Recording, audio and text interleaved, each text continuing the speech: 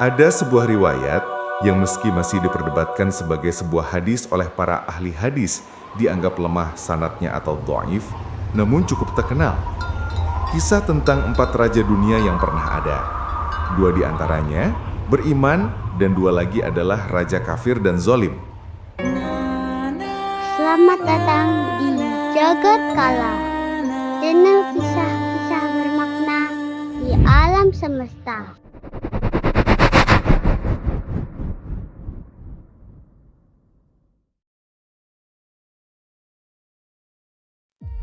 Dua yang beriman adalah Sulaiman dan Zulkarnain. Nama mereka disebut jelas dalam Quran.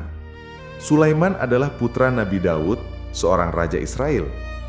Ia mewarisi tahta ayahnya, juga keistimewaan dari Allah berupa mukjizat besar. Raja Sulaiman mampu memerintah angin untuk membawanya pergi kemanapun. Ia juga diberi kekuasaan atas bangsa jin, sehingga kekuasaannya meliputi kerajaan manusia dan juga jin. Allah juga mengajarinya bahasa hewan agar ia dapat memimpin bangsa hewan untuk dijadikan pasukannya. Ia memiliki kekayaan dunia tak terhingga dan seorang istri dalam legenda yang terkenal, Ratu Bilqis. Zulkarnain ada yang mengatakan dirinya seorang nabi, ada yang menyebutnya hanya wali Allah, ada yang menyebutnya hamba soleh yang diberkahi. Dzulkarnain berarti yang memiliki 2 tanduk. Tidak secara harfiah, namun simbol kekuasaannya atas 2 kerajaan besar, Persia dan Romawi, menguasai 2 arah mata angin, timur dan barat, atau karena ia memakai perisai dan mahkota dengan simbol tanduk. Kisahnya yang terkenal adalah peperangan melawan Ya'juj dan Ma'juj. Ketika sebuah kaum mengeluhkan padanya gangguan golongan makhluk itu, Zulkarnain memimpin pasukannya untuk memerangi Ya'juj dan Ma'juj, membantu kaum itu mendirikan tembok penghalang bagi makhluk-makhluk itu, dan ia mengunci gerbangnya di antara 2 gunung yang sempit. Para ulama berbeda pendapat mengenai gunung tempat dikurungnya Ya'juj dan Ma'juj, tetapi konon mereka akan terlepas menjelang hari kiamat sebagai salah satu dari 10 tanda besar hari akhir. Wallahu a'lam.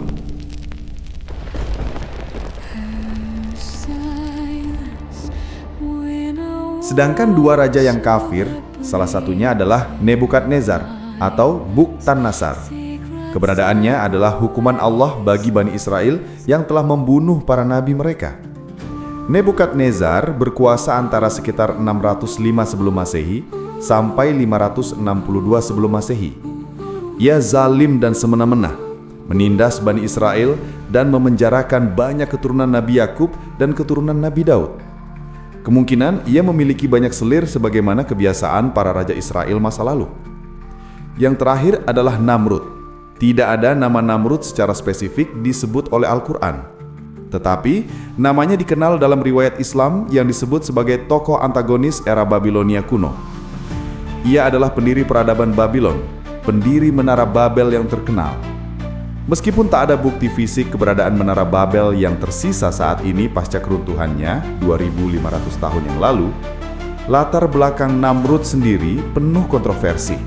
Meskipun tidak berasal langsung dari kisah-kisah Islam dan dianggap hanya hipotesa sintesis mitologi kuno yang dikembangkan lebih lanjut dalam literatur non-Islam. Disebut bahwa ia adalah keturunan dari Kush, salah satu putra Ham yang merupakan salah satu dari 3 putra Nabi Nuh alaihissalam yang selamat dari banjir besar. Saat ia lahir, Kush memiliki firasat ia akan membawa sial, maka ibunya konon bernama Semiramis membuangnya ke sebuah padang rumput yang penuh sapi. Namun tak satu pun sapi itu mau mendekat dan malah menjauhinya. Maka dibawalah bayi itu ke sungai untuk dihanyutkan. Tetapi sang bayi selamat. Tuhan menundukkan seekor macan betina untuk merawat dan menyusuinya.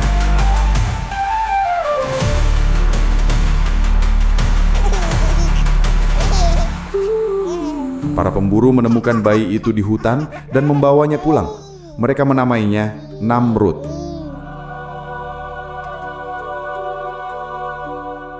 Namrud remaja tumbuh sebagai anak yang haus perhatian. Ia pandai bicara dan mempengaruhi orang. Dengan begitu, ia memiliki kelompoknya sendiri. Lambat laun, anak itu mulai berani memimpin pemberontakan. terlibat banyak peperangan dengan kelompok lain, dan di matanya selalu tentang kebencian. Begitulah jika anak lelaki tumbuh tanpa kehadiran sosok ayah dan kasih sayang ibu.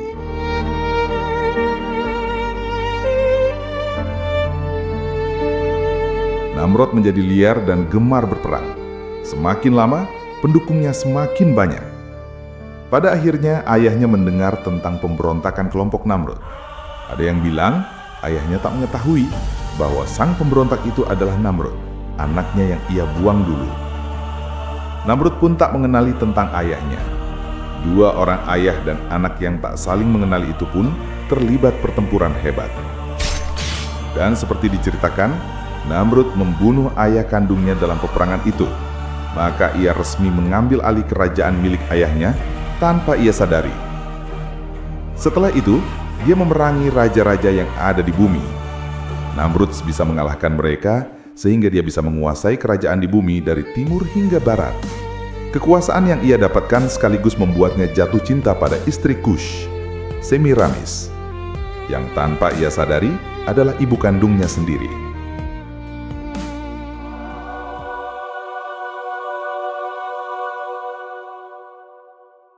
Versi lain dari kisah ini adalah Semiramis seorang ibu tunggal. Ayah Namrud meninggal saat ia dilahirkan. Namun, Semiramis berbohong pada anaknya ketika kecil bahwa dirinya adalah seorang perawan suci yang diberkahi dan dapat mengandung tanpa disentuh seorang pria. Namrud akhirnya percaya dia adalah anak Tuhan. Saat ia bertumbuh dewasa, ia menjadi pemuda gagah dan tampan. Hal tersebut diam-diam membuat Semiramis, ibu kandungnya sendiri, jatuh cinta terhadapnya. Sehingga Semiramis sering merasa cemburu jika melihat Namrud dekat dengan teman-teman wanitanya. Semiramis membujuk dewan kerajaan agar mengizinkan peraturan pernikahan sedarah agar dapat menikahi putranya itu. Maka terjadilah insest atau pernikahan sedarah itu. Meski dalam khazanah Islam kisah ini tidak dijadikan rujukan, namun dapat diambil pelajaran tentang kezaliman seorang Namrud.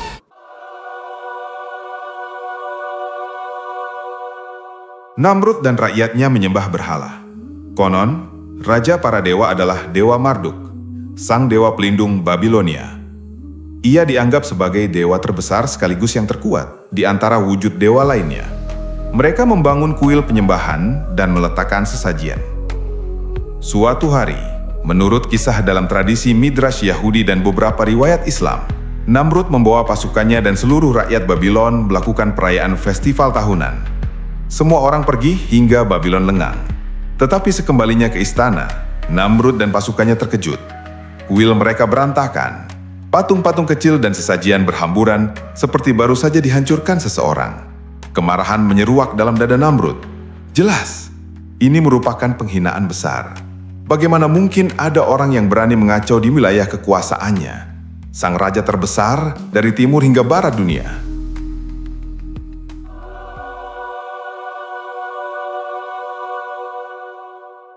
Siapa yang berani melakukan ini ke Tuhan-Tuhan kita?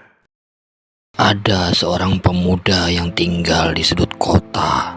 Kudengar ia sering mendebat orang-orang tentang berhala-berhala kita. Namanya Ibrahim. Ya, Ibrahim anak Azar, pembuat patung yang terkenal itu. Tapi, kenapa? Konon kudengar dia berbeda. Dia mencari Tuhannya sendiri sejak anak-anak. Berbeda dengan anak-anak yang lain. Inilah Tuhanku.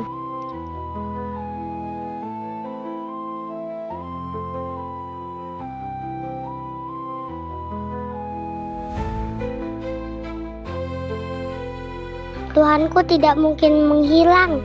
Ini pasti Tuhanku. Dia besar dan bersinar terang. Wah, mereka semua menghilang. Kalau begitu, pasti mereka bukan Tuhan. Pasti ada yang lebih besar dari semua alam semesta. Berbeda pendapat dengan semua orang. Patung tidak berguna, patung tidak berguna. Ayo dijual murah. Termasuk dijual dengan murah. ayahnya sendiri. Mengapa kamu menjualnya seperti itu? Anak tak tahu malu. Kamu membuat patungnya tak laku. Kudengar ia bertengkar dan Ibrahim meninggalkan ayahnya. Selamat tinggal, ayah. Tidak salah lagi, Baginda. Tidak ada orang lain yang membantah sesembahan kami sekeras Ibrahim. Seyakin apa kau jika Ibrahim pelakunya? Dia beralasan sakit, tapi bisa saja itu hanya bagian dari rencananya. Memanfaatkan situasi kota yang sepi untuk melakukan semua ini. Semua bukti mengarah padanya, Tuan.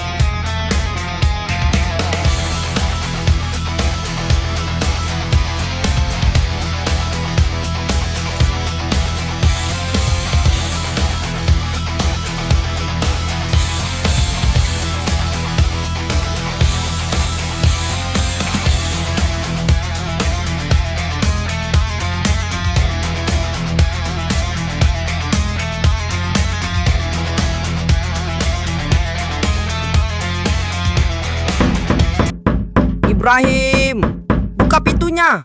Kami tahu kau ada di dalam.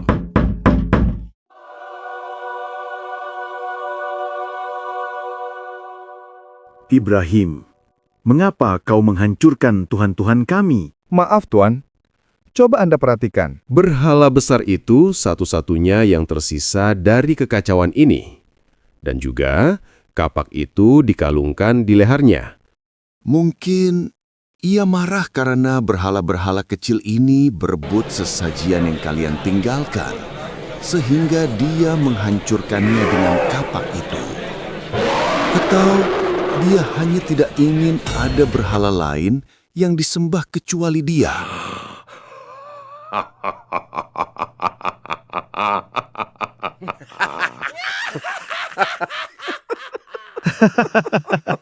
Ayolah, kau tahu mereka hanya patung. Bagaimana mungkin? Pemuda ini konyol. Kalian tahu mereka hanya patung. Lalu mengapa kalian menyembahnya? Lalu siapa sebenarnya yang konyol? Mereka bahkan tak bisa menolong diri sendiri. Lalu siapa sebenarnya yang konyol?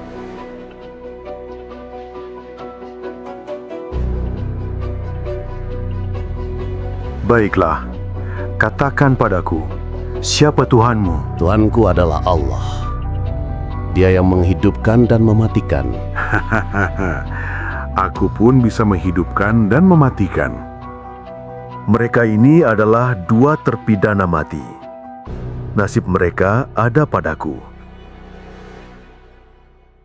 Aku bunuh salah satunya. Dan aku cukup bijaksana untuk membiarkan yang lainnya tetap hidup. Begitulah cara menghidupkan dan mematikan manusia. Tuhanku menggerakkan matahari dari timur ke barat. Maka cobalah melakukan sebaliknya. Matahari dari barat dan tenggelamkan di arah timur.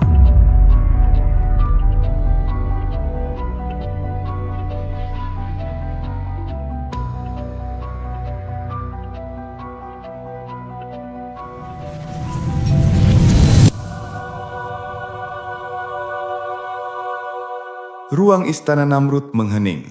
Tak ada yang tertawa lagi. Tantangan dari Ibrahim mustahil untuk dilakukan. Namrud meradang. Reputasinya sebagai penguasa terkuat di bumi dipertaruhkan. Di situasi begitu, iblis muncul dari sudut paling gelap, membisikkan pikiran paling jahat, bakar Ibrahim. Serentak, suara-suara bergemuruh. Orang-orang Babylon mendukung keputusan sepihak Namrud yang terdesak. Rasa malu yang menampar menjadikan ego yang memaksanya bertindak di luar batas. Ibrahim diarak ke tanah lapang. Situasi pun berbalik baginya. Dari unggul di atas, kembali jatuh paling bawah. Tumpukan jerami dan kayu kering dikumpulkan. Riuh lendah orang-orang seolah sedang menyaksikan pertunjukan. Api dinyalakan. Mungkin Ibrahim sama seperti kita, manusia yang merasakan takut dalam situasi seperti itu. Namun ia percaya ia membela ajaran yang benar. Titik terendah terkadang lebih mendekatkan pada Tuhan. Satu-satunya solusi hanyalah pasrah pada pertolongan Tuhan yang saat itu sepertinya tak mungkin. Hasbunallah wa ni'mal wakil. Sebuah pelontar kayu disiapkan. Benda itu disebut manjani. Melalui itulah, tubuh Ibrahim dilontarkan ke kobaran api yang menyala besar. Tubuhnya terangkat ke udara, dan orang-orang di sana menjadi saksi sejarah.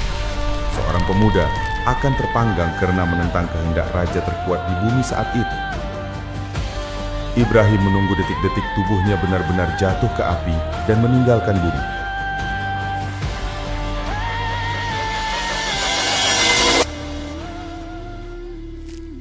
Hai api, menjadi dinginlah dan menjadi keselamatanlah bagi Ibrahim. Orang-orang kian bergemuruh saat tubuh pemuda itu jatuh ke dalam api dan tak terlihat lagi. Seperti sekumpulan psikopat, Namrud tersenyum penuh kemenangan. Tak ada yang menghalanginya lagi. Tapi, di dalam kobaran itu, Ibrahim sadar bahwa penguasa semesta terbesar memang ada. Jawaban dari pencariannya sejak dulu kecil. Penguasa yang menjinakkan api untuk menyelamatkannya.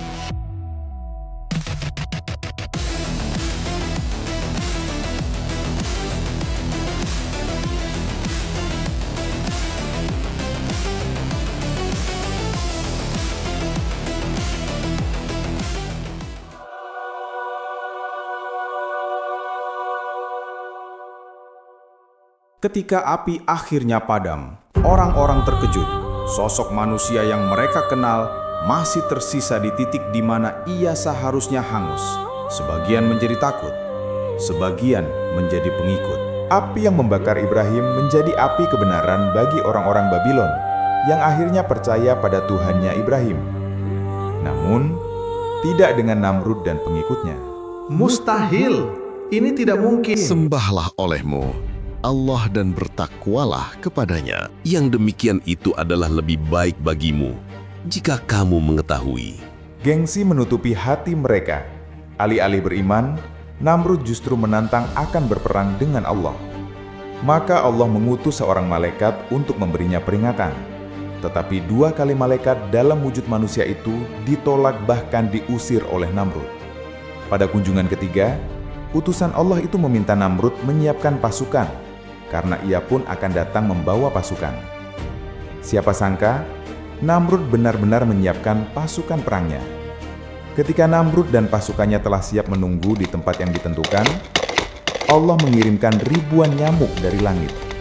Nyamuk-nyamuk itu lantas menghisap darah bala tentara Raja Namrud dan bahkan mengoyak daging-daging mereka hingga tersisa hanyalah tulang belulang.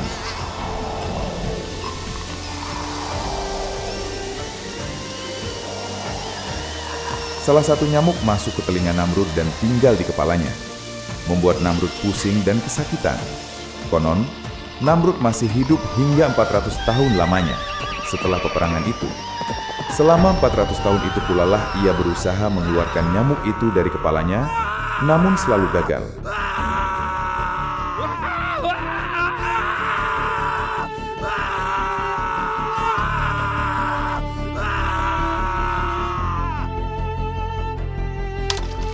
Hingga akhirnya, pada sebuah percobaan yang kesekian ratus kali, saat kepalanya kembali terasa sakit, Namrud memukulkan sebuah tongkat ke kepalanya dengan sangat keras, sehingga mengalami gegar otak dan matilah sang penguasa zalim itu. Begitulah cara Allah menghancurkan kezaliman yang berlangsung bertahun-tahun hanya dengan menggunakan seekor nyamuk. La haula wala quwata illa billah.